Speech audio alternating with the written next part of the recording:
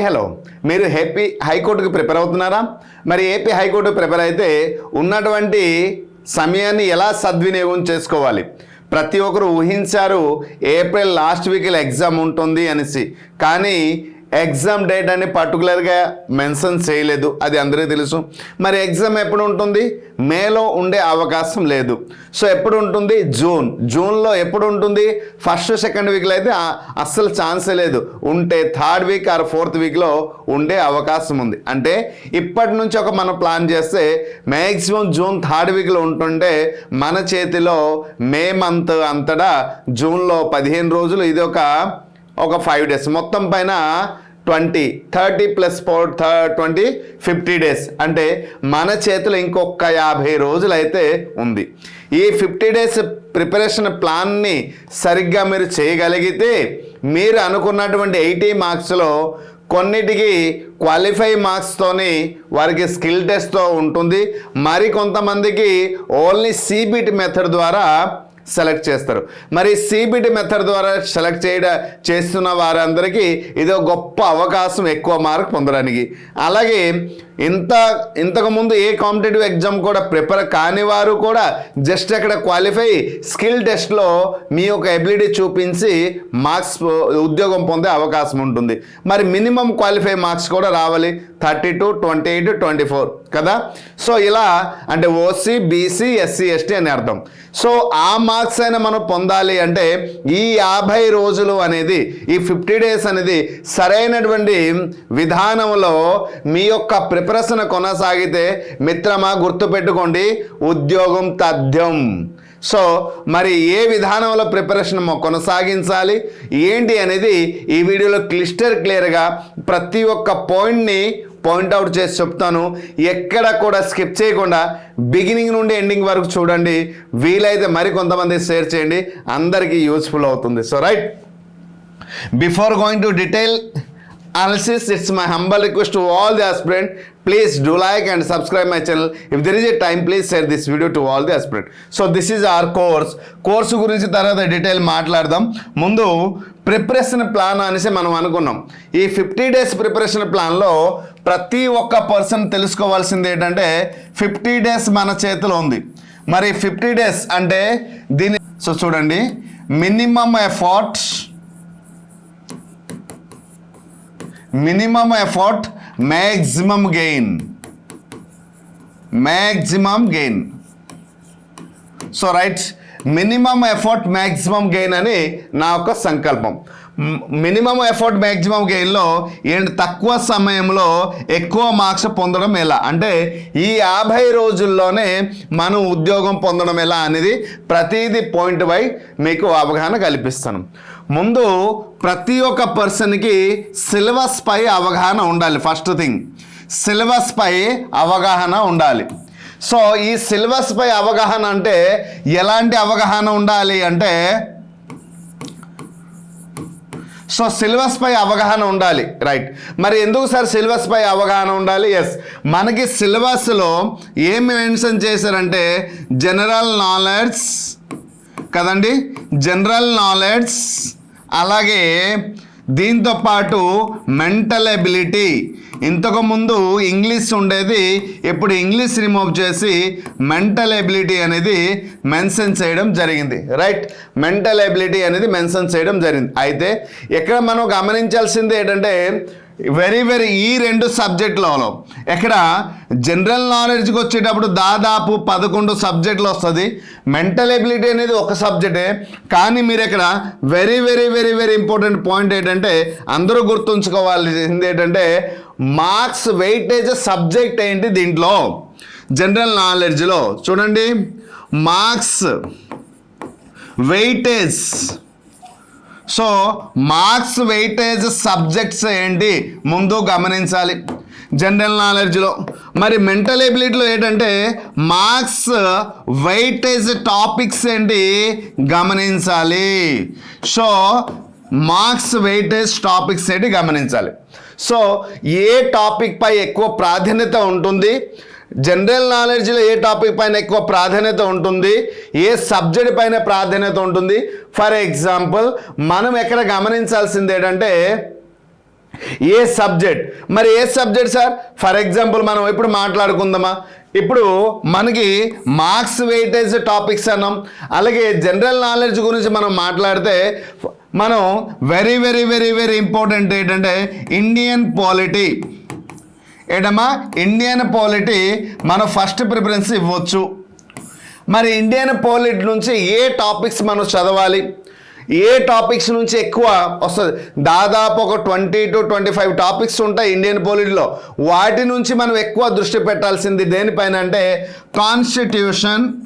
Okay, constitution దానిపైన, తర్వాత articles, అలాగే అమెండ్మెంట్, అలాగే సుప్రీం కోర్ట్, తర్వాత పార్లమెంట్. ఓకే, వీటిపైన మనం ఎక్కువ దృష్టి సారించాలి. ఆ సబ్జెక్ట్ నుంచి, ఆ టాపిక్ నుంచి మనకి ఎక్కువ అవకాశం ఉంటుంది. Next Indian geography. Okay, Indian geography, right. మరి ఇండియన్ జాగ్రఫీ నుంచి ఏ టాపిక్స్ పై నేను దృష్టి పెట్టాలి సార్? ఎస్, ఇండియన్ జాగ్రఫీలో వెరీ వెరీ వెరీ ఇంపార్టెంట్, అందరికీ తెలుసు, physical features. Okay, physical features, అలాగే river system very very very very important, agriculture very very very very important. వీటిపైన ప్రత్యేక శ్రద్ధ వహించాలి. తర్వాత స్టేట్స్ అండ్ ఇట్స్ బౌండరీస్, దీనికి సంబంధించింది కూడా మనం చదువుకోవాలి. తర్వాత ఇక్కడ హిస్టరీకి వచ్చేటప్పుడు హిస్టరీ పార్ట్లో మోడర్న్ హిస్టరీ పైన కొంచెం దృష్టి పెట్టాలి. మోడర్న్ హిస్టరీ పైన కొంచెం ఎక్కువ దృష్టి పెట్టాలి. వీటిపైన అప్పటికి మీకు సమయం ఉంటే ఎకనామిక్స్ చదవండి, ఎందుకంటే ఎకనామిక్స్ నుంచి మహాయిదే 1-2 క్వశ్చన్స్ తప్ప ఎక్కువ రావట్లేదు. మరి ఎకనామిక్స్ నుంచి కూడా మీరు చదవాలి అంటే, ఒకవేళ టైం ఉంది అంటే, ఎకనామిక్స్లో మనకి తెలిసిందే ఇండెక్స్ గురించి, పాపులేషన్ గురించి, తర్వాత బ్యాంకింగ్ సిస్టమ్ గురించి, వీటి గురించి కొంచెం నేర్చుకుంటే చాలు. If there is a time economics చదవండి, లేకపోతే దీనికి పక్కన పడేసేయండి.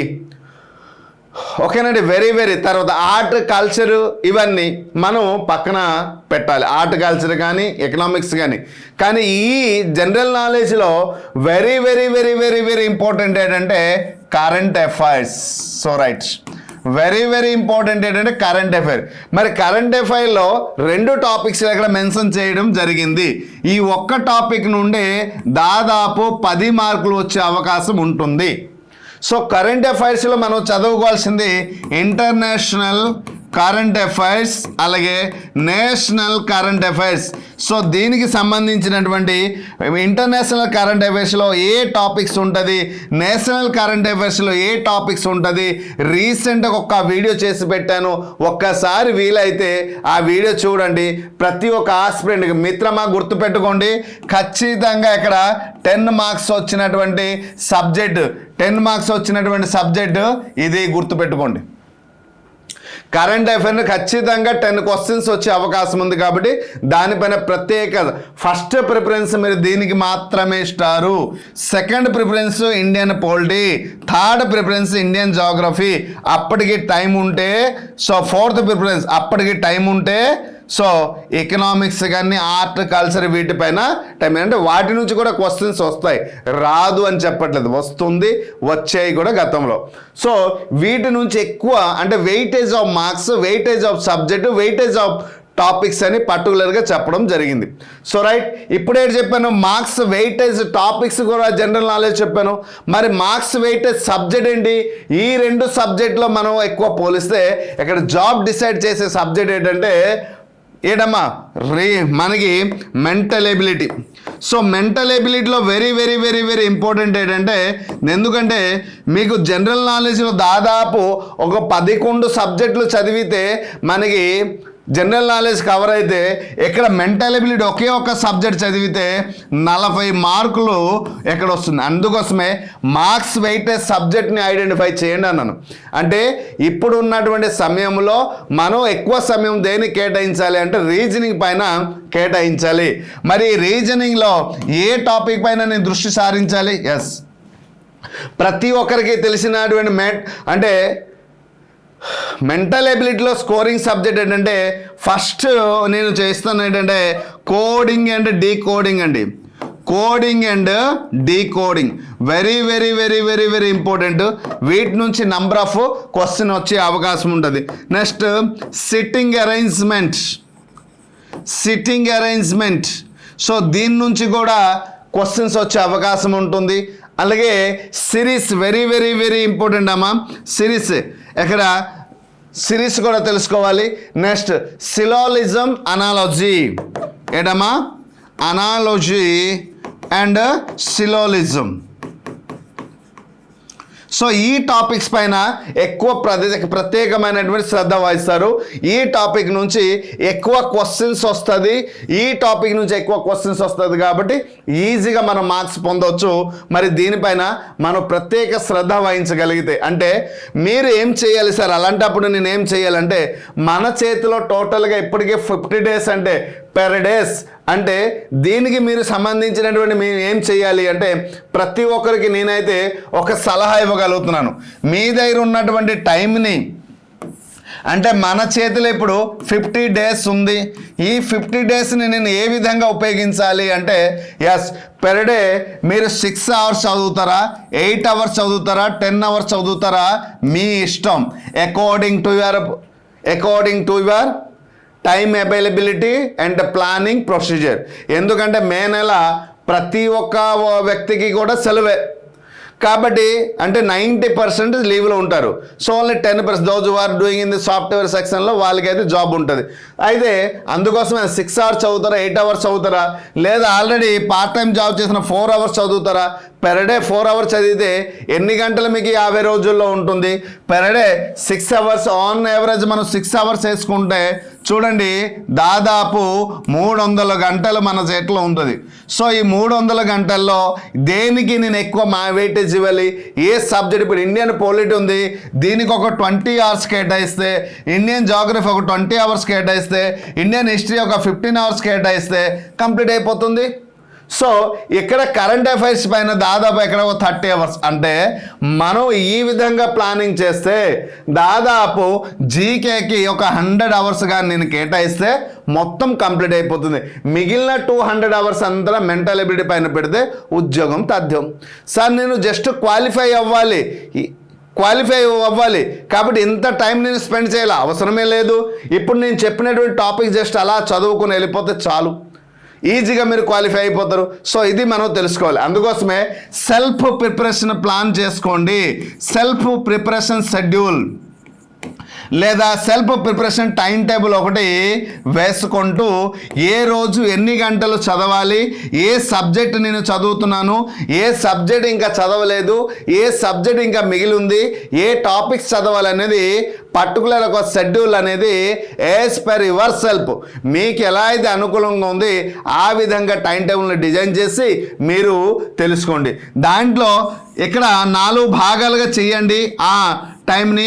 ఒకటి మీరు కవర్ చేసినటువంటి టాపిక్ ఏంటి, అన్కవర్ చేసినటువంటి టాపిక్ ఏంటి, మీకు వెల్ నోన్ ప్రతి ఒక్క పర్సన్కి అన్ని విషయాల్లో కొన్నిటి బాగా తెలిసినట్టు అన్నోన్ అసలు ఏం తెలియపోయినటువంటి టాపిక్స్ ఏంటి, ఓకేనా. ఇలా భాగాలు వేసి 4 భాగాలు వేసి ఈరోజు ఎన్ని గంటల 10 గంటలు నేను చదివాను లేదా 6 గంటలు చదివంటే ఏ టాపిక్స్ నేను కవర్ చేసిన ఒక పేపర్ మీద రాయండి. ఏది కంప్లీట్ అవ్వలేదు అనేది ఒక పేపర్ మీద రాయండి. మొత్తం సిలబస్ నాకు తెలిసిన టాపిక్స్, బాగా తెలిసిన టాపిక్స్ ఏంటి, తెలియని టాపిక్ ఏంటి, ఇలా చేస్తే మీ దగ్గర ఉన్నటువంటి టైంని కరెక్ట్గా మీరు యూటిలైజ్ చేయగలుగుతారు. ఈజీగా అవలీలగా సిలబస్ మొత్తం కంప్లీట్ చేయగలుగుతారు 50 రోజుల్లో. రాబోయే ఎగ్జామినేషన్లో ఉద్యోగం తథ్యం అవడానికి one of the best preparation plan అండి. సో కరెంట్ అఫైర్స్ దీనికి సంబంధించినటువంటి సార్ కంప్లీట్ కోర్స్ అండి. నేనైతే మనస్ఫూర్తిగా చెప్తున్నాను, ఒక్క బిట్ అంటే ఒక బిట్ మిస్ అవ్వదండి. అంత అద్భుతంగా ఎవరైతే ఈ పోస్టులు ప్రిపేర్ అవుతున్నారో వారికి సంబంధించినవన్నీ కూడా చాలా డీటెయిల్గా డెప్త్గా చెప్పడం జరిగింది. మరియు కేవలం 750 రూపీస్కి మాత్రమే వీడియో క్లాసెస్, అలాగే material and chapter wise bits ఏంటో తెలుసండి, దాదాపు 50,000 బిట్స్ మీకు ప్రాక్టీస్ రూపంలో ఇవ్వడం జరిగింది.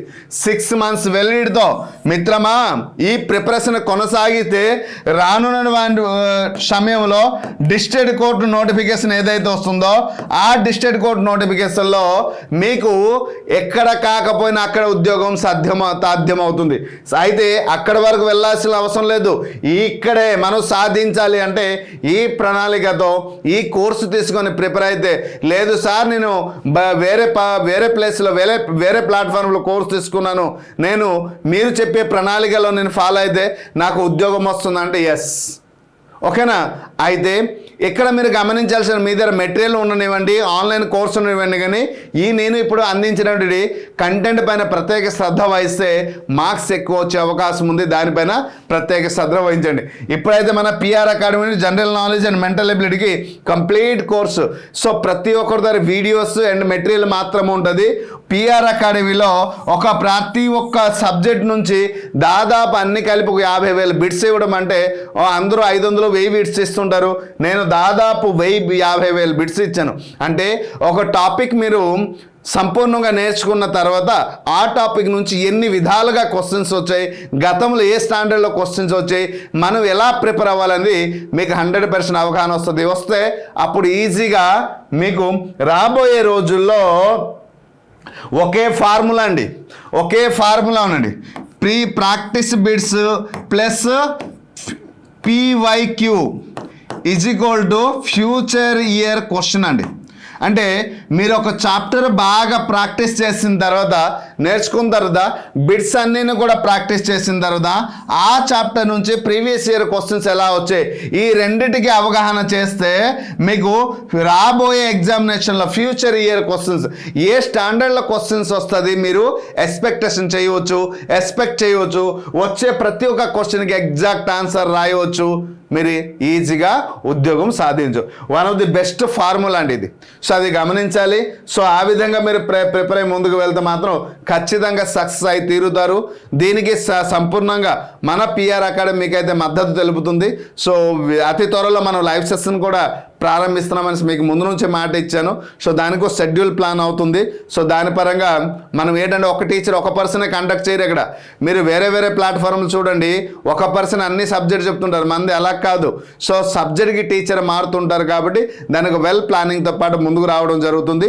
సో అతి త్వరలో లైవ్ సెషన్స్ కూడా కలుద్దాం. సో ఈ వీడియో మీకేమనిపించింది, మీ యొక్క ప్రిపరేషన్కి యూజ్ఫుల్ అనిపిస్తుంది అంటే మీ యొక్క అమూల్యమైన మాట కామెంట్ రూపంలో తెలియపరచండి. మరి కొంతమంది షేర్ చేయండి. Hope you understand clearly. Thank you.